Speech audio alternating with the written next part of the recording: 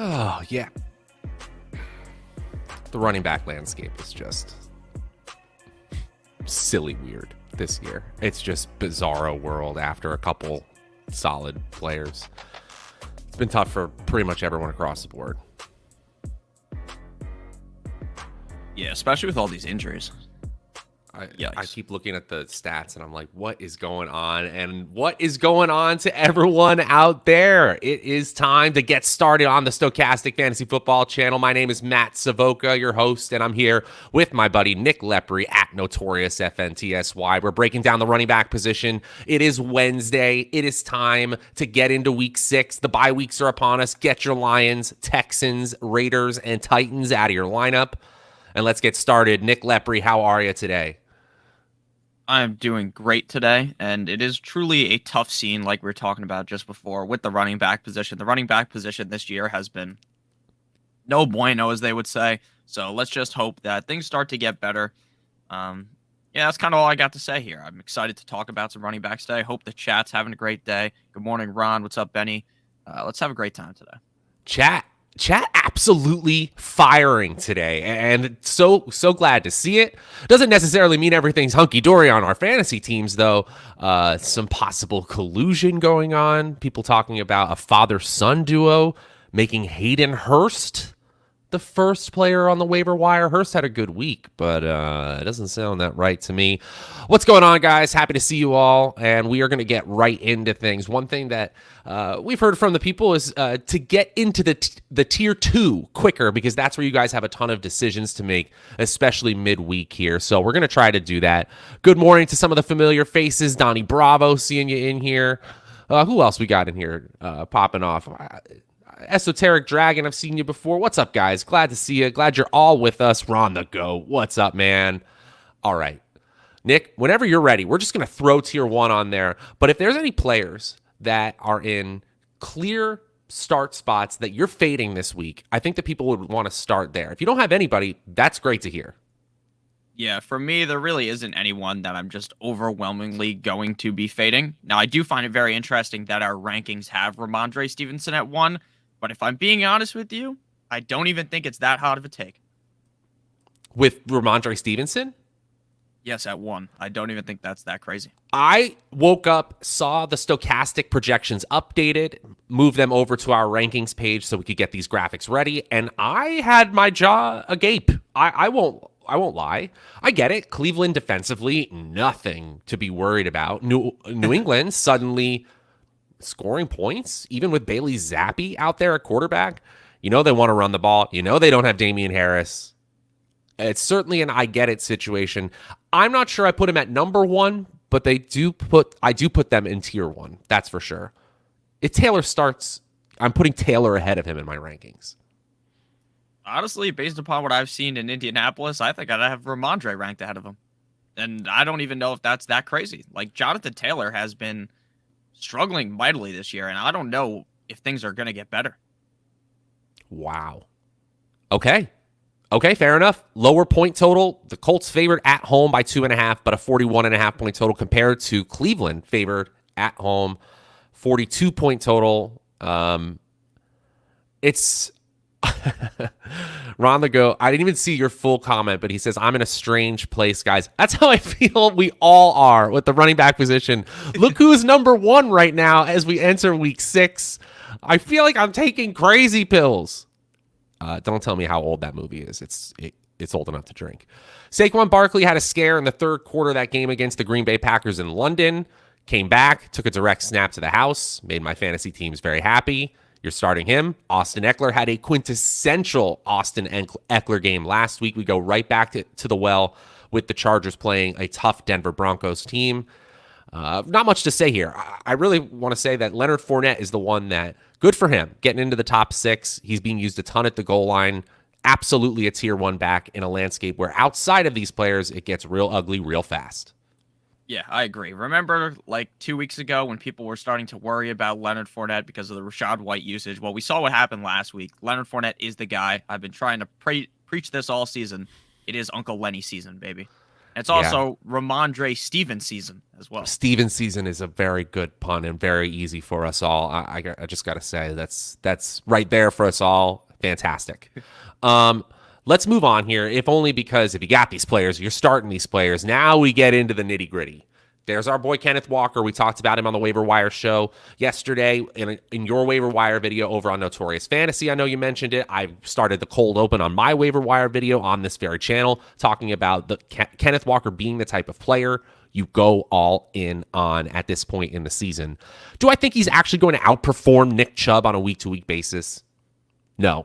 Right. But against an Arizona team that has been bottom 5 in Football Outsiders defensive DVOA, and with the way that Seattle wants to run the ball and the way that Seattle's defense forces their offense to continue to be aggressive, gotta say I like it. I don't dislike any of these players.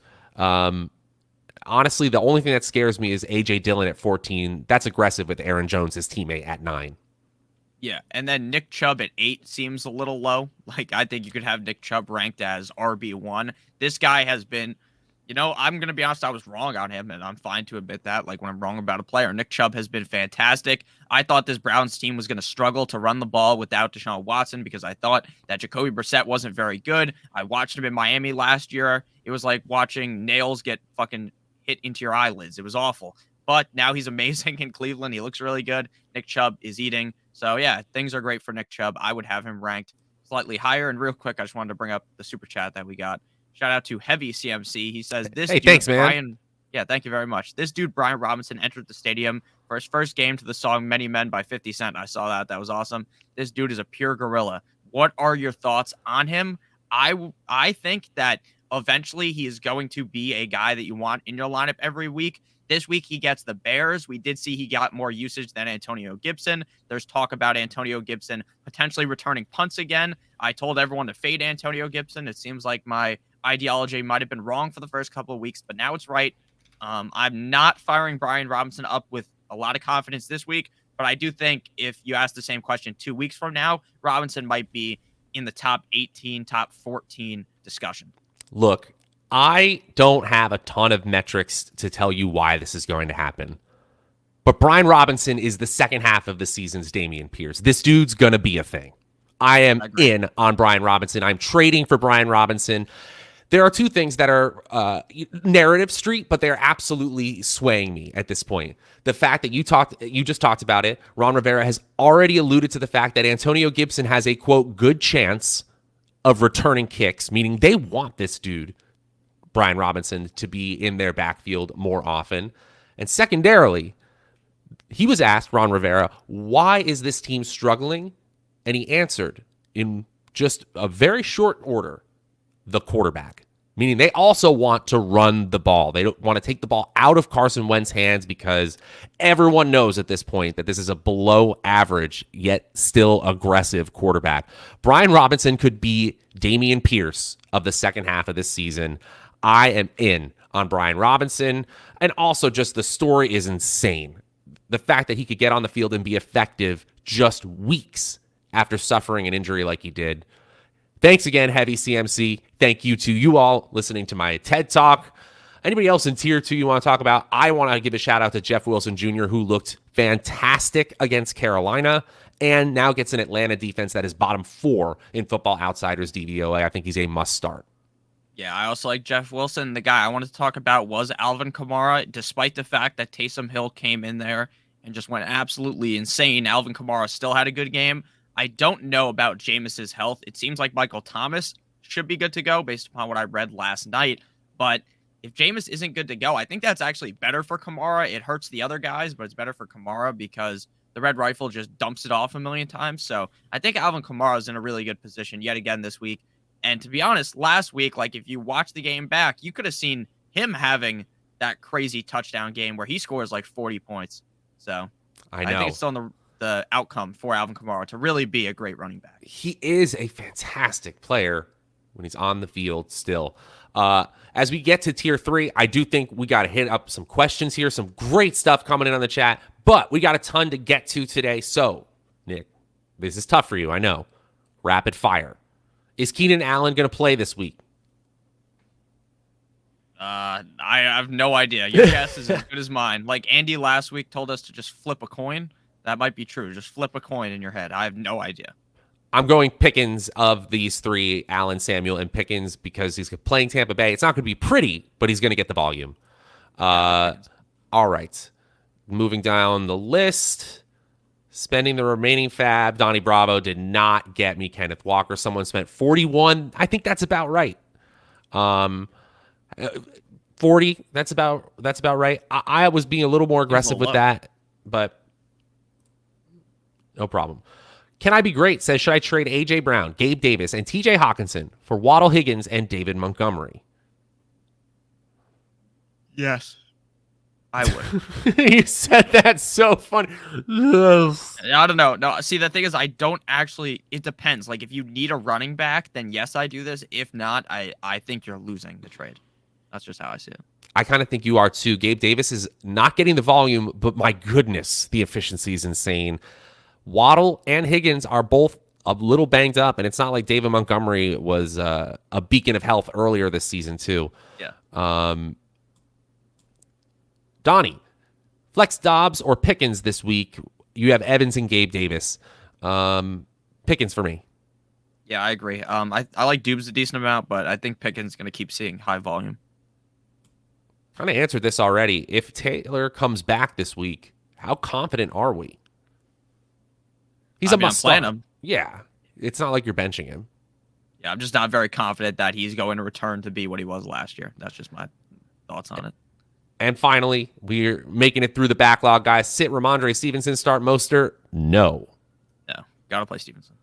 Cool. All right. If you're good here on this top 14, let's get into tier 3 as we move on.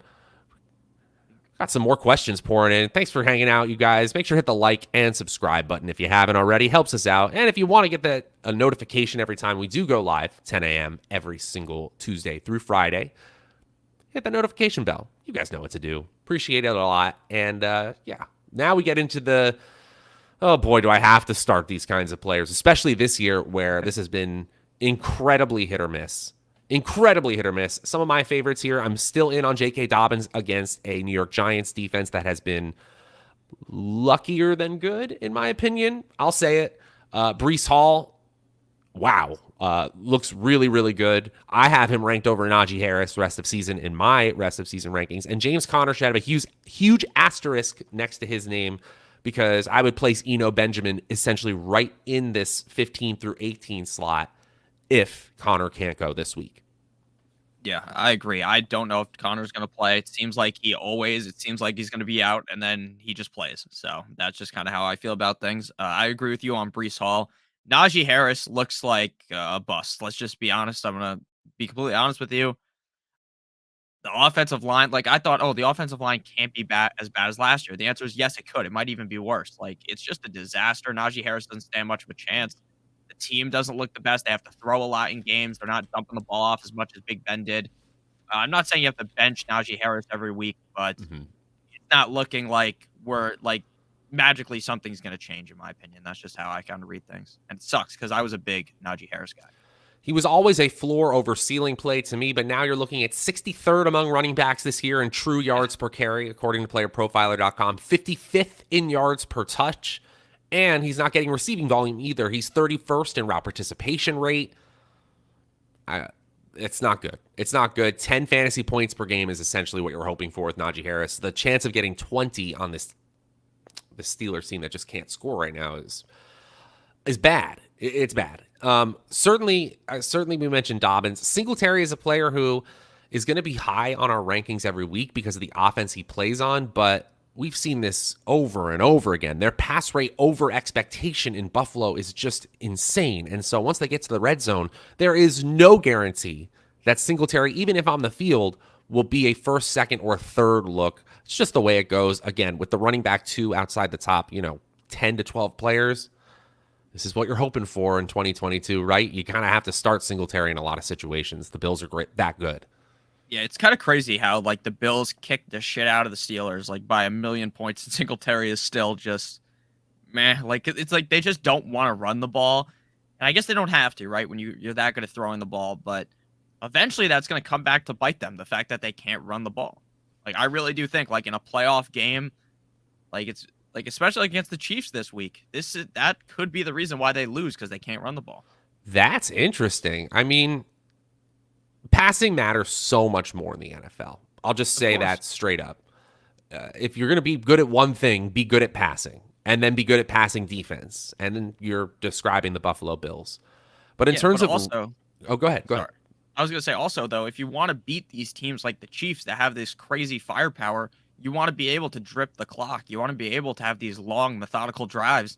And it's hard to do that when Josh Allen throws the ball fucking 50 yards down the field to Gabe Davis and you score in 4 seconds. Yeah, I mean, I see some positive trends for Buffalo, to be honest. Let me see. In Of course Football they're great. Outsiders DVOA, in Rush DVOA, they're interesting. This is on offense. It says they're 30th. But in PFF's team rush grades on offense, they interestingly are the number one ranked team. Obviously, the sample size is smaller than most, but it's very interesting. I mean, they couldn't run the ball against the Dolphins. That's why they lost. Need to run the ball. Maybe it's a talent thing. We did hear rumors that they reached out to Christian to see if they could get Christian McCaffrey. Holy smokes, would that be cool?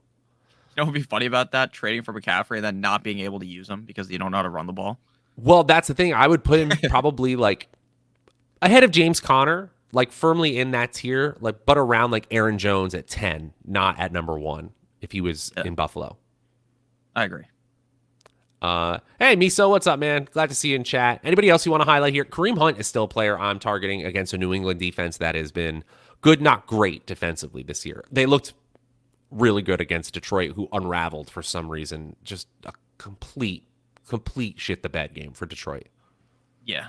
Melvin Gordon for me would be a guy to talk about. Now, they do have Latavius Murray. I think Latavius Murray is going to be activated this week. I'm not fully confident in Melvin Gordon, but I honestly think in most situations, you just roll him out. You say, fuck it, the Broncos might be awful offensively, but they're going to give the rock to Gordon. He's probably going to get you at least 10 points, so you're going to be fine with him. He's going up against the Chargers. The Chargers defense has been terrible against the run this year. They're just getting gashed left and right by the runners. So I think Melvin Gordon could have a pretty good game. I think you could rank him higher than 20, not much higher, but I do think he's going to have a decent showing. One thing I will say is that the Chargers as a defense have not shown me what I thought I was going to see from them. They are actually bottom 10, in schedule adjusted fantasy points allowed. You know, when you contextualize for the offenses they've played, even they're still bad. I thought this was going to be one of the better defenses in the AFC. Just has not come to fruition yet. And Melvin Gordon could take advantage. I don't know what else to say. Yeah, and I just got a notification. This has nothing to do with actual football, but Marshawn Lynch is going to be on the call Thursday Night Football, like before the game, like talking. Sad I'm going to miss that because I'll be live streaming, which you should be checking out before Thursday Night Football. But yeah, Marshawn Lynch talking on Amazon Prime. That's got to be funny. I'm just gonna assume that's going to be funny. Is awesome, especially because you're now spiritually connected. Can I tell the people what you've been adding to your morning routine before these shows? Yeah, no, I got it with me right now. It's on a napkin. I eat a lollipop, like what are these called? Blow pops before every stream. It's a nice morning routine. Get the sugar in my body. Like, have you ever seen Mall Cop when he needs to eat that lollipop with all the hair on it? That's me in the morning. Wow, you're just doing it for the people, getting that sugar rush, just like our boy Marshawn. It's hilarious, man. Like a 12-year-old. You are, dude. Okay, let's see. Let's answer some questions here. Mike A says flexing Samuel, Jacoby Myers, or Melvin Gordon. Oof. I think I would go Jacoby Myers. Oh, because he scores touchdowns now? No, just because he gets like 10 targets a game. Yeah, I think so too. Gosh. It's a coin flip between Myers and Gordon.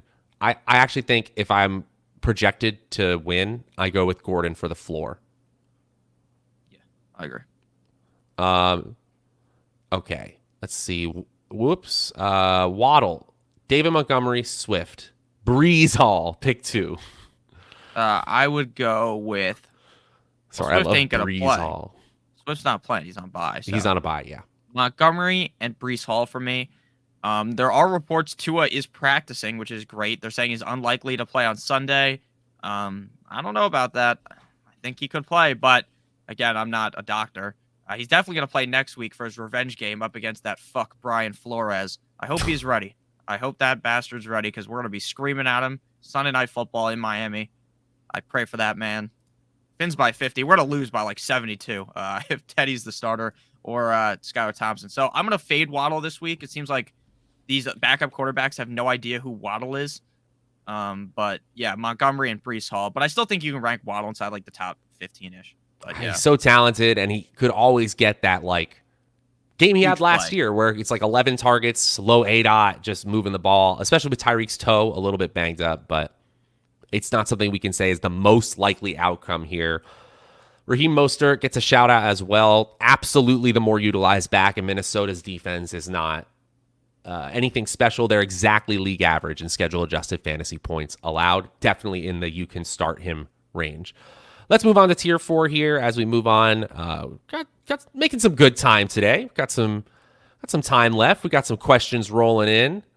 Lepri has some feelings about Brian Flores, I just found out. And I have some feelings about our sponsor, Underdog Fantasy, because literally today and tomorrow are two of the best days to go sign up over there that we've had all year long. That includes the summer where we were talking about Underdog and all their best ball tournaments. Best ball, if you don't know, it's just draft a team and win. No waivers, no trades, nothing like that. You just draft a team, enter a tournament, and go from there, win huge prizes like the Best Ball Resurrection Tournament, which opens this Thursday night. Currently not looking like it's going to fill. It might by Thursday, but $10 could get you up to $100K for first place. Starts week 6, obviously, and goes all the way through week 17. You don't set any lineups. You just draft the team, win huge prizes, and when you use promo code Stochastic, or even better, click the link in the video description below, you can get up to $100 as a first match deposit bonus.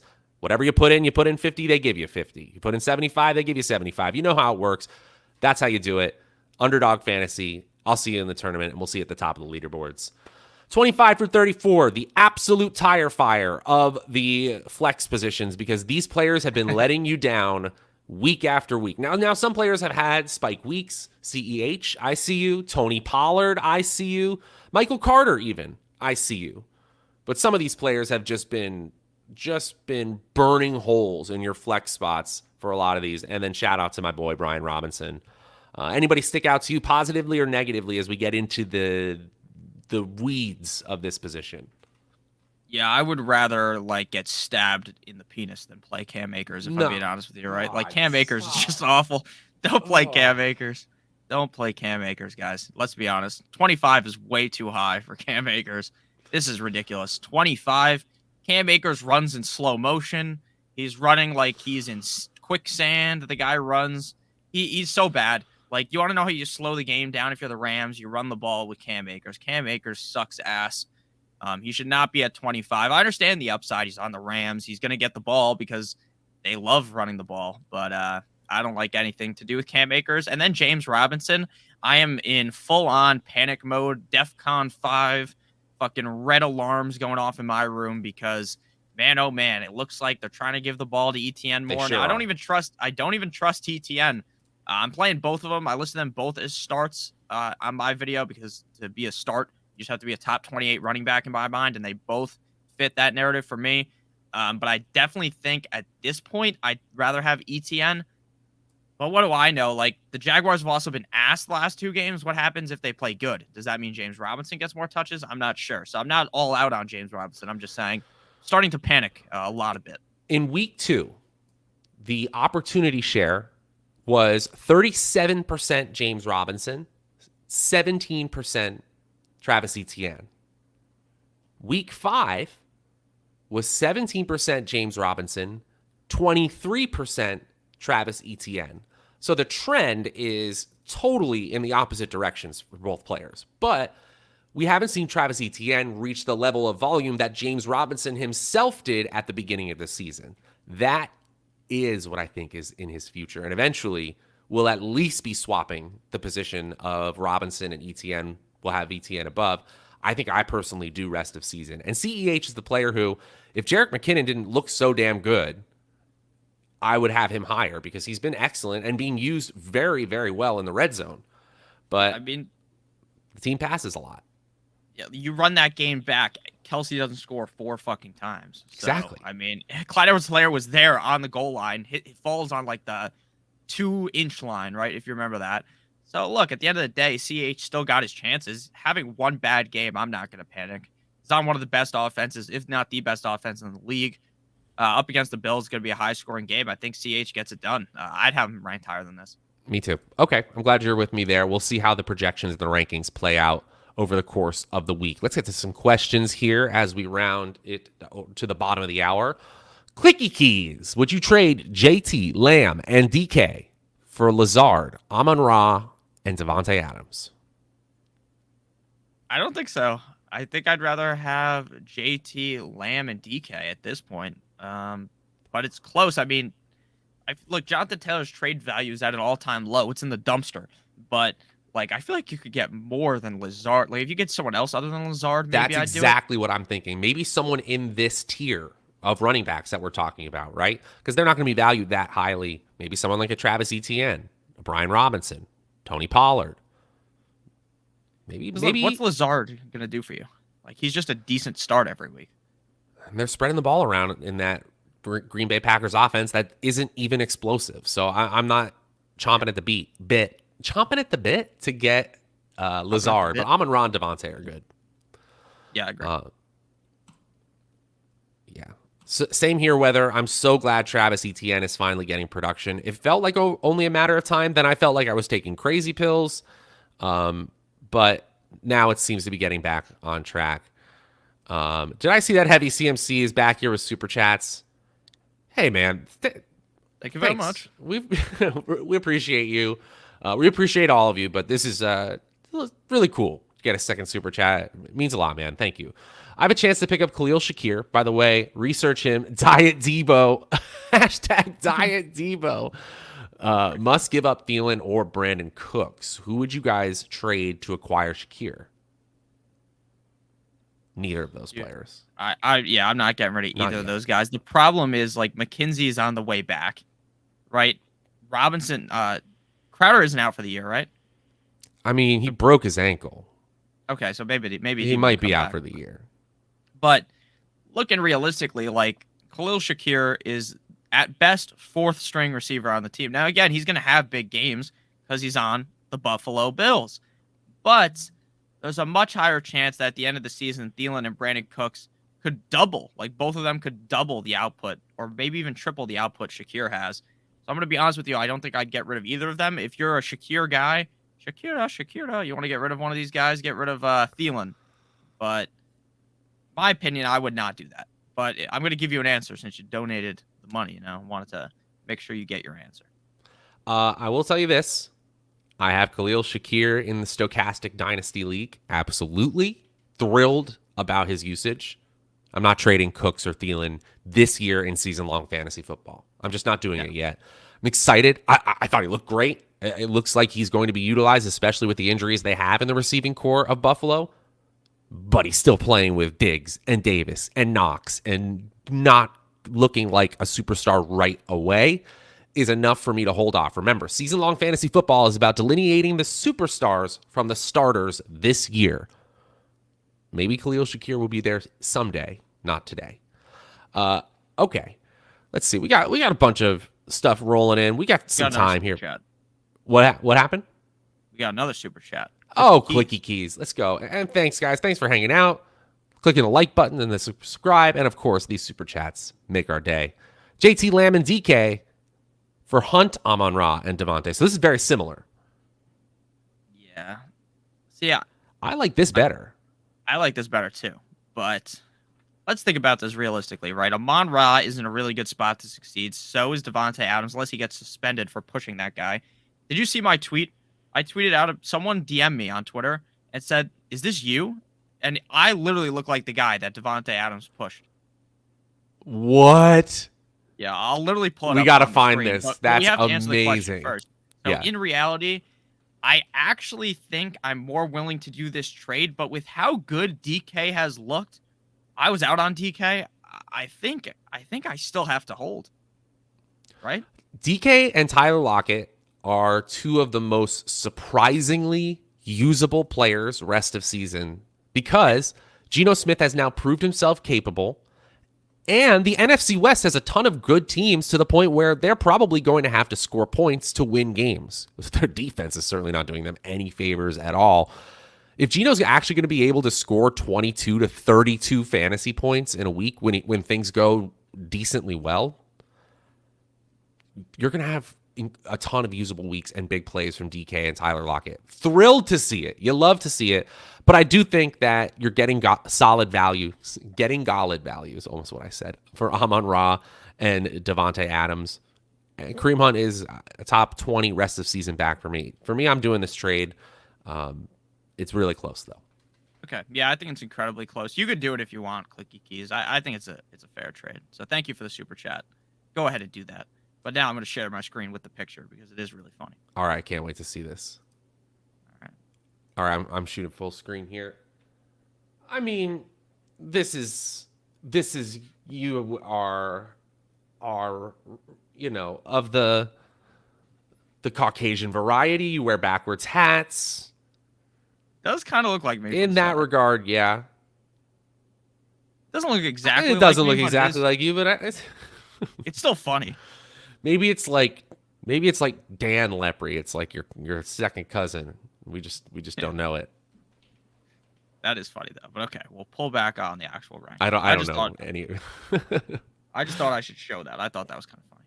So what tier were we on with the running back? So I have the correct tier back up. Tier 4, I believe. We're moving on to let's see. And Danger William Robinson. That's an old school Lost in Space joke.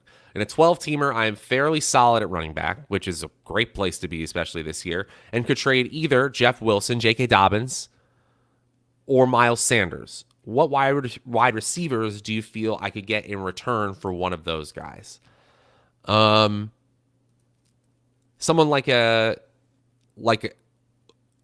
I like Jalen Waddle as a player. Second half of the season, if Tua Tagovailoa comes back, we've already seen what he's able to do when that team is healthy.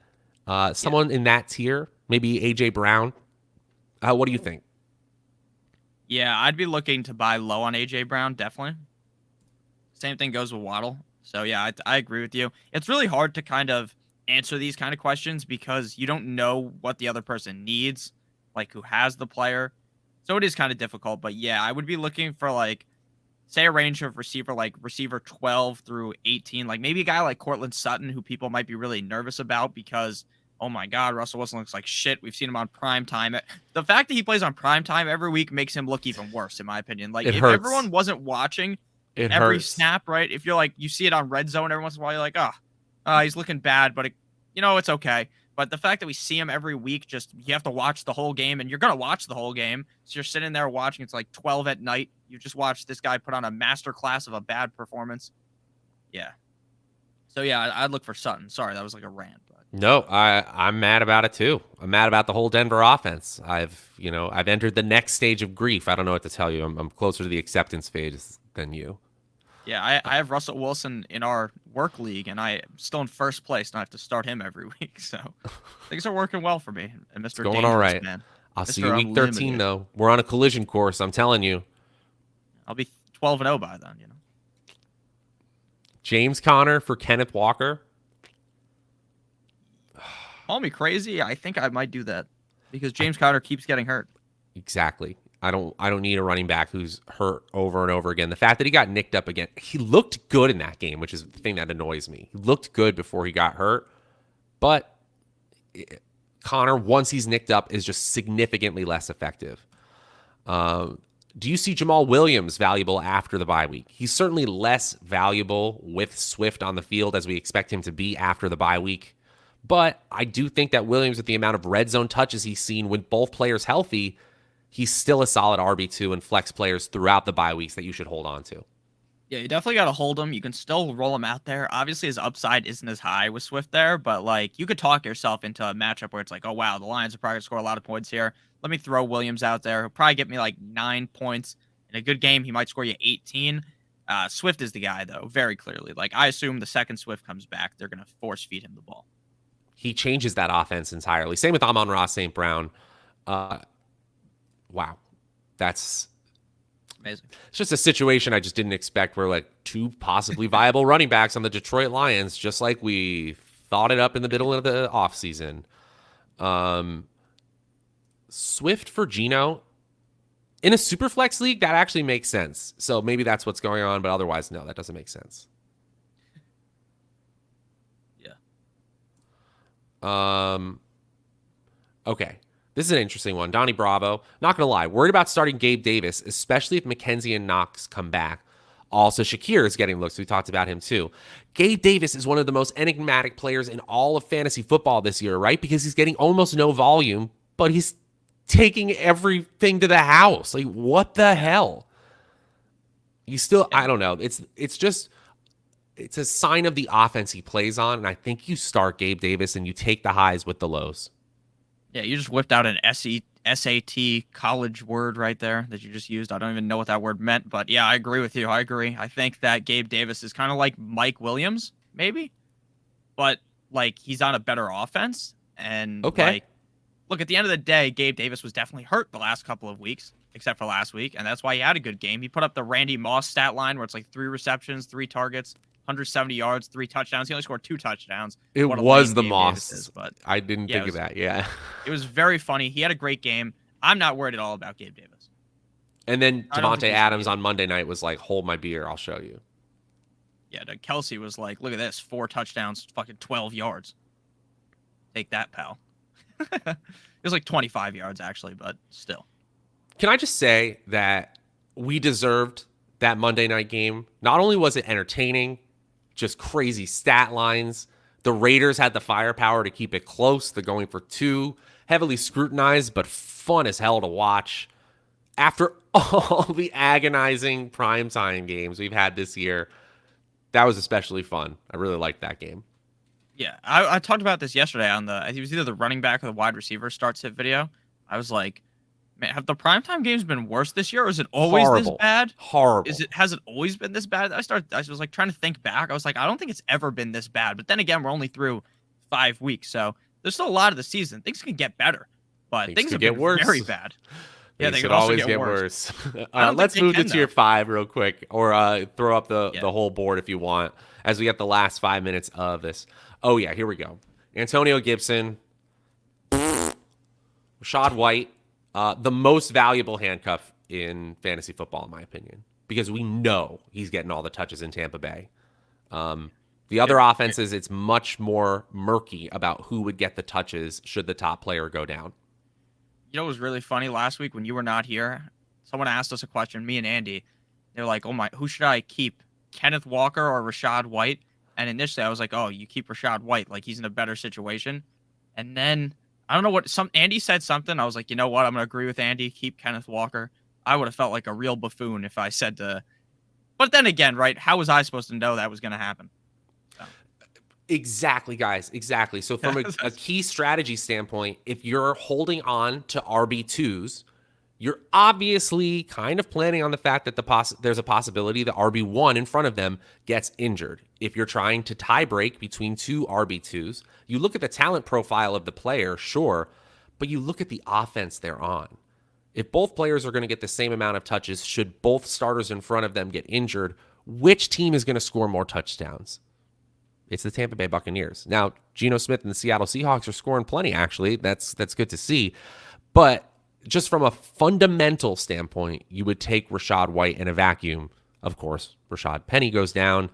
Walker becomes immediately the player everyone wants, and that's the way the cookie crumbles sometimes. But the process, he yells, the process remains strong.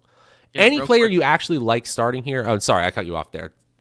It's all good. It's my fault. I copied the graphics in wrong. So 29 is Tyler Algier. 39 is J.D. McKissick. I apologize for that. I must have just typed in 39 and then not retyped in the name. That's my bad. Okay. Sorry. Yeah, no worries. I'm glad. Yeah. Thank you, Brandon, for pointing that out. So 39 is J.D. McKissick. Yes. Gotcha. My bad. No worries at all, man. We're happy to have these graphics here. Really adds a lot. We're going to try in the coming days and weeks to try to like get a cycle so that you guys can go back and make sure that you like, even as you guys are watching, asking questions, you can just quickly check back at what our tier 1 looked like, tier 2, and we know you guys can't stick around necessarily for all 45 minutes. We do appreciate those who do. But we just want to make sure we get the info to the people in the best way possible. Question from Rudy. Do you think Jeff Wilson is rideable for the remainder of the season, barring he gets hurt? I do. I don't think Eli Mitchell is getting his touches when he comes back. It really just depends how good he continues to look, right? We're 2 months out, right, from Mitchell coming back, or a month and a half out.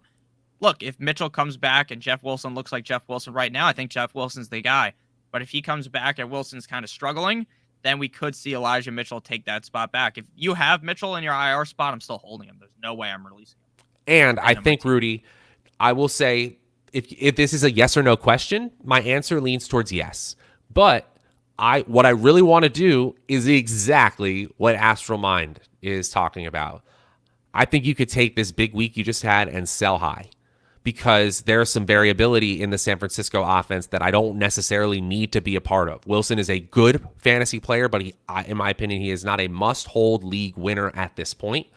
And I do think a running back needy team, maybe a team with, Pierce on bye, or Swift, Pierce and Jacobs out or something like that, might really be looking for a player like Wilson, and you could get a absolute top tier player right now after that big week. I can't say about the eye test, Astromine. I see that you're saying you don't like the way he runs. I'm not good at that stuff. DJ Dallas is a little bit intriguing because I suppose he's the next man up after Kenneth Walker. How much usage are we expecting DJ Dallas against an Arizona defense who has been highly susceptible? Did you see the picture? I don't know if you play on ESPN. I do not, but I don't. Someone tweeted out the picture of DJ Dallas on ESPN. His eyes are like wide open like this, like staring into the screen. And Noah from Underdog tweeted, he was like, this is the guy who's going to steal the touches away from Kenneth Walker or whatever, which I thought was really funny. Yeah, I think DJ Dallas is interesting. I know Pete Carroll. He's not just going to ram Kenneth Walker into the fucking dirt. So we're going to see DJ Dallas. I'm not playing him this week, but I do think if you're in a deeper league, he should be rostered. Oh, I think Pete Carroll will ram Kenneth Walker into the dirt. I actually think that's a big possibility. I think DJ Dallas it might end up being just a special teams player and an afterthought. I don't think he's very good. I'm just saying, I think if you're in a 14-team league and you have a spot, you put him on your team. I'm starting Madison over him for sure. I'm starting Hines over him. I don't feel good about it, but I think DJ Dallas is a pure speculative play at this point. I don't feel good about it. I don't feel good about any of these players, really. That's why they're outside the top 35 running backs. And honestly, the way running backs have been scoring this year, if at all possible, get wide receiver 35 through 42 instead of running back 35 through 42 into your lineup. We've got a few minutes here. About 1 minute to go. Let's answer some questions here. Night America. Would you trade McCaffrey for Jonathan Taylor straight up? No. CMC has been great. No? No way. No way am I doing that. Not even in the slightest. I don't think CMC is injury prone either. I don't buy the injury prone aspect, but here's the thing. I don't know what the percentage chances it actually happens. 10%, 15%, maybe less. If the Bills trade for Christian McCaffrey, his value goes down, and I want Taylor more. It's not going to happen. Every year we hear this shit at the trade deadline. This guy's getting moved. Remember, Will Fuller's getting traded to the Packers. Oh, blah, blah, blah. It never happens. Okay. This one is really, really doable. This is really doable. McCaffrey's deal can be completely renegotiated after this spring. It would cost about $600K to the team that trades for Christian McCaffrey. The money is not a problem, even though the contract is big, and this team might be cleaning house. Just saying. Yeah, just saying. Well, we all know what's going to happen. McCaffrey, CJ Henderson, they're coming to Miami. So, heard it here first. But in reality, I honestly don't think he's going to get traded. I think a bunch of pieces will get traded. I think they're going to hold him.